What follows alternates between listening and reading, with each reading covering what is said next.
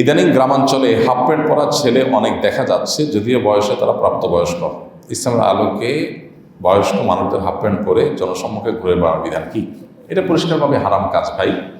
আমাদের তরুণদের মধ্যে পশ্চিমাদের অন্ধ অনুকরণের যে একটা প্রবণতা দেখা যাচ্ছে, যে পশ্চিমারা যেরকম করে এরকম করতে হবে। আমাদের এই অঞ্চলে মানুষ লুঙ্গি পরে।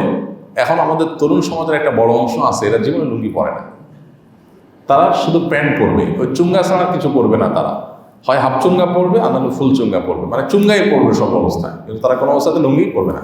লুঙ্গি পরার ভিতরে কোনো সওয়াব আছে গুনাহ আছে আমি সেটা বলছি না, আমি বলছি যে বিদেশি সংস্কৃতি, বিশেষ করে পশ্চিমাদের সংস্কৃতি জোর করে পুশ করানো হচ্ছে এদেশে।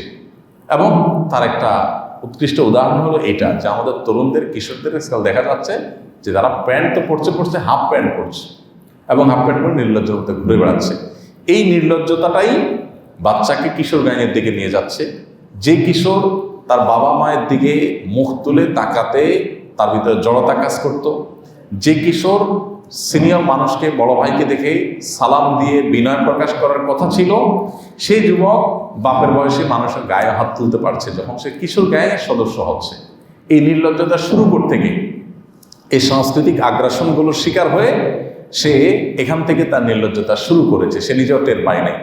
কারণ নিজের রান, নিজের হাঁটু এগুলো মানুষের সামনে প্রদর্শন করা এটা লজ্জাহীনতার প্রকাশ, আর এগুলোকে ঢাকার চেষ্টা করা এটা লাজুকতার প্রকাশ। ওসমান বিন আফফান রাদিয়াল্লাহু তাআলা আনহু, ইসলামের তৃতীয় খলিফা, তিনি খুব লজ্জাশীল ছিলেন।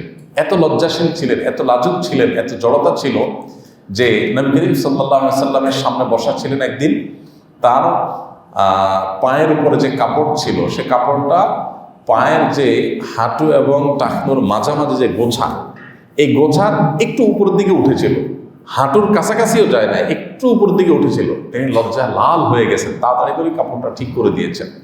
এটা বলে লজ্জাশীলতা। এখন এই কাপড় যদি হাফ প্যান্ট পরে ফেলতে পারে কেউ, তো কালকে ন্যাংটা হইতে কোনো অসুবিধা নেই, পরশু ন্যাংটি পড়তে কোনো অসুবিধা নেই। এটা হলো লজ্জাশীলতা কমে যাওয়ার একটা আলামত।